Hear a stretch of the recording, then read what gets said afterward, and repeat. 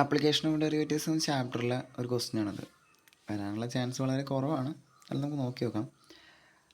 ഒരു ഹെലികോപ്റ്ററിൽ ശത്രുവിൻ്റെ ഹെലികോപ്റ്റർ ഒരു കർവിലൂടെ ഫ്ലൈ ചെയ്തുകൊണ്ടിരിക്കുന്നു. ആ കർവിൻ്റെ ഇക്വേഷൻ വന്നിട്ട് y=x²+7. ഒരു സോൾജർ 37 എന്ന പോയിന്റിൽ നിൽക്കുന്നുണ്ട്. ആ സോൾജറിന് ഈ ഹെലികോപ്റ്ററിനെ ഷൂട്ട് ചെയ്യണം. ഏറ്റവും നിയറസ്റ്റ് ഡിസ്റ്റൻസിലാവുമ്പോഴാണ്, അല്ലെങ്കിൽ നിയറസ്റ്റ് ആയിട്ട് ഹെലികോപ്റ്റർ എത്തുമ്പോഴാണ് ഷൂട്ട് ചെയ്യേണ്ടത്. നമുക്ക് ആ നിയറസ്റ്റ് ഡിസ്റ്റൻസ് കണ്ടുപിടിക്കണം. ഓക്കെ, അപ്പോൾ ആപ്ലിക്കേഷൻ ഓഫ് ഡെറിവേറ്റീവ്സ് ഇവിടെ എങ്ങനെ യൂസ്ഫുൾ ആവുമെന്നുള്ളത് നോക്കി നോക്കാം. ഓക്കെ, ഞാൻ റഫായിട്ടൊരു ഫിഗർ വരച്ചിട്ടുണ്ട്. ഇതിപ്പോൾ ഹെലികോപ്റ്റർ ഇങ്ങനെ ഫ്ലൈ ചെയ്യുന്ന കർവാണെന്ന് കരുതാം. കർവ് നമുക്ക് തന്നിട്ടുണ്ട് y=x²+7 ആണ്. ഏതൊരു കർവിനൊരു ഇക്വേഷൻ ഉണ്ടാവുമല്ലോ. സോൾജർ നമ്മൾ 37 എന്ന പോയിന്റ് ഇതാണെന്ന് കരുതാം. എവിടെയോ 37 എന്ന പോയിന്റിലാണ് സോൾജർ നിൽക്കണമെന്ന് കരുതാം. ഓക്കെ, ഈ കർവിൽ നിന്ന് ഈ പോയിന്റിലേക്ക് അല്ലെങ്കിൽ നിയറസ്റ്റ് ഡിസ്റ്റൻസ് എപ്പോഴാവും എന്നുള്ളത്, അല്ലെങ്കിൽ എത്രയാവും എന്നുള്ളതാണ് കാൽക്കുലേറ്റ് ചെയ്യേണ്ടത്. സ്റ്റാർട്ട് ചെയ്യാം. ജസ്റ്റ് ഈ ഡയലോഗ് എഴുതി കൊടുക്കുന്നത് നല്ലതാണ്. Let x, y, b any point ഉണ്ട് കർവിൽ ഏതൊരു പോയിന്റ് x, y നമ്മൾ എടുത്തു. ജനറലായിട്ടൊരു പോയിന്റ് നമുക്ക് എന്താ വേണ്ടത്? ഡിസ്റ്റൻസ്, ആ കർവും ഈ പോയിന്റ് നമ്മൾ ഡിസ്റ്റൻസ് ഒന്ന് കാൽക്കുലേറ്റ് ചെയ്യാം. നമുക്ക് ഡിസ്റ്റൻസ് ഫോർമുല വെച്ചിട്ട് ഡിസ്റ്റൻസ് ബിറ്റ്വീൻ x, y എന്നൊരു ജനറൽ പോയിന്റും 37 എന്ന പോയിന്റ് നമ്മൾ ഡിസ്റ്റൻസ് ഫോർമുല വെച്ചിട്ട് എന്ത് എഴുതാം? x2 - x1² + y2 - y1² വെച്ച് ഡിസ്റ്റൻസ് ഫോർമുല നമ്മൾ പഠിച്ചിട്ടില്ല അല്ലേ? തിരിച്ചു എഴുതാം, x1 - x2 എന്ന് എഴുതാം. എന്തായാലും √x - 3² + y - 7² എന്ന ഡിസ്റ്റൻസ് ജസ്റ്റ് ഒന്ന് എഴുതി വെച്ചു. ഇനിയോ നമുക്ക് വേണ്ടത് ഈ ഡിസ്റ്റൻസ് മിനിമൈസ് ചെയ്യാണ്. അതായത് ഈ ഡിസ്റ്റൻസ് ഏറ്റവും കുറവാവല്ലേ വേണ്ടത്. So we need to minimise this distance. കാരണം നിയറസ്റ്റ് ഡിസ്റ്റൻസ് ആണ് ചോദിച്ചിട്ടുള്ളത്. ഏറ്റവും മിനിമം എത്ര എന്നല്ലേ. ഓക്കെ, അപ്പോൾ ഇനി ഒരു കാര്യം നമ്മൾ ഈ ഡയലോഗ് എഴുതി കൊടുത്താൽ ക്വസ്റ്റ്യൻ കുറച്ചും കൂടി എളുപ്പമായിരിക്കും. അല്ലെങ്കിൽ നമ്മൾ ഈ കോംപ്ലിക്കേറ്റഡ് ആയിട്ടുള്ള റൂട്ടിനകത്തുള്ളതൊക്കെ ഡിഫറൻഷ്യേറ്റ് ചെയ്യേണ്ടി വരും. അതിനുള്ള എളുപ്പമാണ് ഇത്. നമുക്കറിയാം റൂട്ടിനകത്തുള്ള വാല്യൂ മിനിമം ആവുന്നത്, റൂട്ട് വാല്യൂ മിനിമം ആവുന്ന റൂട്ടിനകത്തുള്ള വാല്യൂ മിനിമം ആകുമ്പോഴാണ്. എക്സാമ്പിൾ കാണിക്കാം. ഇപ്പോൾ റൂട്ടിനകത്തുള്ള 3 വാല്യൂസ് എഴുതിയിട്ടുണ്ട്. √25 5, √36 6, √9 3 അല്ലേ? ഇതിൽ ഏറ്റവും മിനിമം ഏതാ? √9 ആണ്. കാരണം റൂട്ടിനകത്തുള്ള നമ്പർ ചെറുതാകുമ്പോഴാണ് ആ റൂട്ട് വാല്യൂ ഏറ്റവും മിനിമം ആവുന്നത് അല്ലേ? അപ്പോൾ ആ ഒരു ഐഡിയ നമുക്കിവിടെ യൂസ് ചെയ്യാം. അപ്പം ആ റൂട്ടാണ് മാറ്റി നിർത്താമല്ലോ. കാരണം നമുക്ക് ഇതാണ് മിനിമൈസ് ചെയ്യേണ്ടത്. പകരം അതിനകത്തുള്ളത് മാത്രം മിനിമൈസ് ചെയ്താലും മതി. നമുക്കറിയാം ഇത് മിനിമം ആവുന്നത് അതിനകത്തുള്ള x - 3² + y - 7² മിനിമം ആകുമ്പോഴാണ്. അപ്പോൾ ആ ഡയലോഗ് ഒന്ന് എഴുതി കൊടുക്കാം. ഓക്കെ, നമുക്കിനി ഇതിനൊരു ഫംഗ്ഷനാക്കി മാറ്റാം. ഇതിൽ എക്സും വൈയും ഉണ്ട്. 2 വേരിയബിൾ ഉണ്ടെന്നുണ്ടെങ്കിൽ ഡിഫറൻഷ്യേറ്റ് ചെയ്യലൊക്കെ ബുദ്ധിമുട്ടാണ്. നമ്മുടെ സിലബസിൽ തൽക്കാലം അതില്ല. ഓക്കെ, അപ്പോൾ ഇത് നമ്മൾ എക്സിൻ്റെ മാത്രം ഫംഗ്ഷൻ ആക്കാൻ പോവുകയാണ്. അപ്പോൾ ഞാൻ ജസ്റ്റ് ഒന്ന് എഴുതി വെച്ചു. x - 3² + y - 7² = x - 3² അവിടെ നിൽക്കേണ്ട തൽക്കാലം. വൈക്ക് പകരം എനിക്ക് എന്ത് കൊടുക്കാം? അതിനുള്ള ക്ലൂ അവർ തന്നിട്ടുണ്ട്. y=x²+7. അപ്പോൾ വൈക്ക് പകരം അത് കൊടുക്കാമെന്നാണല്ലോ അല്ലേ? അപ്പോൾ ഞാൻ വൈയുടെ സ്ഥാനത്ത് കൃത്യമായിട്ട് വൈയുടെ സ്ഥാനത്ത് മാത്രം x²+7 എന്ന് കൊടുത്തു. -7² അതൊക്കെ അതുപോലെ ഇട്ടു. നോക്കി നോക്ക്, ബ്രാക്കറ്റിനകത്തല്ലേ ഈ +7 -7 എനിക്കത് ക്യാൻസൽ ചെയ്യാം. ബാക്കി എന്തേ ഉണ്ടാവുള്ളൂ? ഒരു x² ഉണ്ടാവുള്ളൂ. ആ x² വരും. പുറത്തൊരു സ്ക്വയർ വേറെ ഉണ്ടല്ലോ. ഇത് വൈക്ക് സബ്സ്റ്റിറ്റ്യൂട്ട് ചെയ്തപ്പോൾ കൊടുത്ത x² അല്ലേ?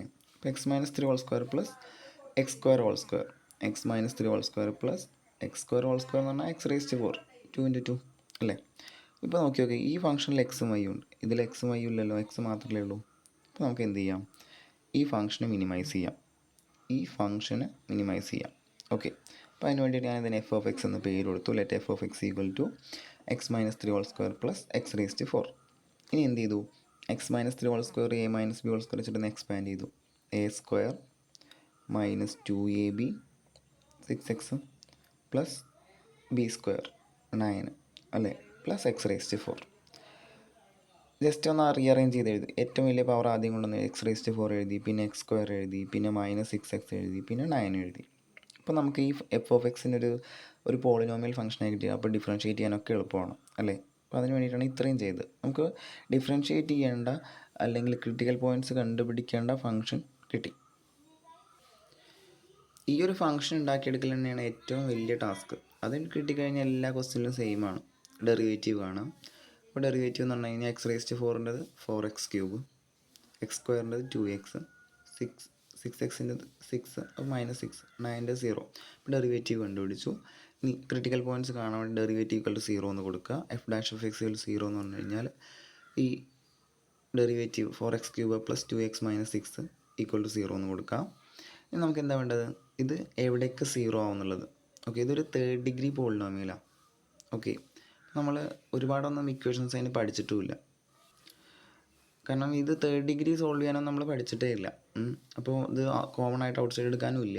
അപ്പോൾ നമ്മൾ ജസ്റ്റ് ഒരു ട്രയൽ ആൻഡ് എറർ മെത്തേഡ് പോലെ ഈ പോയിന്റിൽ വെച്ചിട്ടാണ് ഈ ക്വസ്റ്റ്യൻ അധികം വരാൻ ചാൻസ് ഇല്ല എന്ന് ഞാൻ പറഞ്ഞത്. എന്നാലും വന്നു കഴിഞ്ഞാൽ എങ്ങനെ ആൻസർ ചെയ്യുമെന്ന് പറയാം. ഓക്കെ, നമുക്ക് നോക്കിയാൽ മനസ്സിലാവും. ഇത് ഏതെങ്കിലും എക്സ് വാല്യൂ നമ്മൾ കൊടുത്തു കഴിഞ്ഞാൽ ഇത് 0 കിട്ടുമെന്നുള്ളത്. നമുക്ക് വേണ്ടത് ഏതൊക്കെ എക്സ് വാല്യൂസിന് ഇത് 0 ആവുന്നതാണ് അല്ലേ. അപ്പോൾ നമുക്ക് നോക്കിയാൽ തന്നെ അറിയാം. ഇവിടെയും 1 വന്നു, ഇവിടെയും 1 വന്നു കഴിഞ്ഞാൽ 4 + 2 ആവും, അത് -6, അത് 0 വരില്ലേ. അതായത് എക്സിന് 1 കൊടുത്തു കഴിഞ്ഞാൽ ഇത് 0 വരാൻ ചാൻസ് ഉണ്ട്. അപ്പോൾ ഞാൻ എന്ത് ചെയ്തു, substitute x = 1 in f dash of x. F ഡെറിവേറ്റീവിൽ ഞാൻ 1 ഒന്ന് കൊടുത്തു നോക്കി. അപ്പോൾ എന്ത് വരും, 4 × 1³ + 2 × 1 - 6. കാരണം നമുക്ക് നോക്കിയാൽ മനസ്സിലാവുന്നതാണ്. അപ്പോൾ അങ്ങനത്തെ വരികയാണെങ്കിലും ഇങ്ങനത്തെ വരുള്ളൂ. ഓക്കെ, അല്ലാതെ പെട്ടെന്ന് നമുക്ക് നോക്കിയാൽ മനസ്സിലാവില്ല.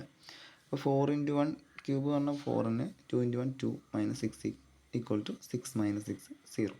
അപ്പോൾ നമുക്ക് എന്ത് കിട്ടി, x = 1ന് ഡെറിവേറ്റീവ് 0 ആണ്. ഒരു ക്രിട്ടിക്കൽ പോയിൻ്റ് നമുക്ക് അവിടെ നിന്ന് കിട്ടും. ഓക്കെ, അതായത് x = 1 പറഞ്ഞു കഴിഞ്ഞാൽ ഈ ഒരു തേർഡ് ഡിഗ്രി ഇക്വേഷൻ്റെ സൊല്യൂഷനാണ്. നമ്മൾ 10ാം ക്ലാസ്സിൽ പഠിച്ചൊരു കൺസെപ്റ്റാണത്. ഇതായിരുന്നു കൺസെപ്റ്റ്. x = എന്ന് പറഞ്ഞു കഴിഞ്ഞാൽ p(x) = 0. ഇതിൻ്റെ ഈ ഒരു പോളിനോമിയൽ ഇത് ഇക്വേഷനാണ്. ഇതിൻ്റെ സൊല്യൂഷൻ ആവുമെങ്കിൽ, അതായത് a കൊടുത്തു കഴിഞ്ഞാൽ അവിടെ 0 കിട്ടുമെങ്കിൽ നമുക്ക് പറയാം x - a ഒരു ഫാക്ടർ ആവുമെന്ന് പറയാം.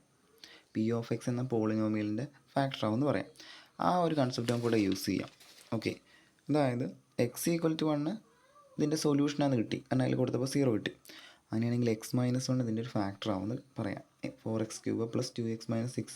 കാരണം തേർഡ് ഡിഗ്രി സോൾവ് ചെയ്യാൻ നമുക്ക് അറിയില്ല, അതിന് സെക്കൻഡ് ഡിഗ്രി ആക്കിയാൽ നമുക്ക് സോൾവ് ചെയ്യാൻ അറിയാം.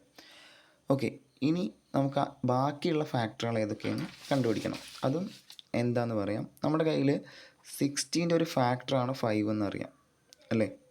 ബാക്കി ഫാക്ടർ കണ്ടുപിടിക്കാൻ 16നെ 5 കൊണ്ട് ഡിവൈഡ് ചെയ്താൽ പോരെ. നമുക്ക് എന്ത് കിട്ടും, 12 മറ്റൊരു ഫാക്ടർ ആയിരിക്കും. 5 × 12 60 കിട്ടുന്നുണ്ട് അല്ലേ. അപ്പോൾ x - 1 is A factor of ഇത് കിട്ടി.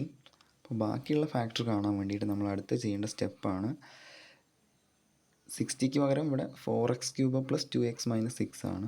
അതിന് x - 1 ഡിവൈഡ് ചെയ്യാം. 5 കൊണ്ട് ഡിവൈഡ് ചെയ്യുന്നതിന് പകരം x - 1 ഡിവൈഡ് ചെയ്യാം. അപ്പോൾ ബാക്കിയുള്ള ഫാക്ടറുകൾ കിട്ടും. നമുക്ക് അവിടെ 12 കിട്ടിയ പോലെ. അപ്പോൾ അടുത്ത സ്റ്റെപ്പ് ഇതാണ്, ഒരു പോളിനോമിയലിനെ എങ്ങനെ മറ്റൊരു പോളിനോമിയലോട് ഡിവൈഡ് ചെയ്യുന്നത് കാണിക്കാം. ഓക്കെ,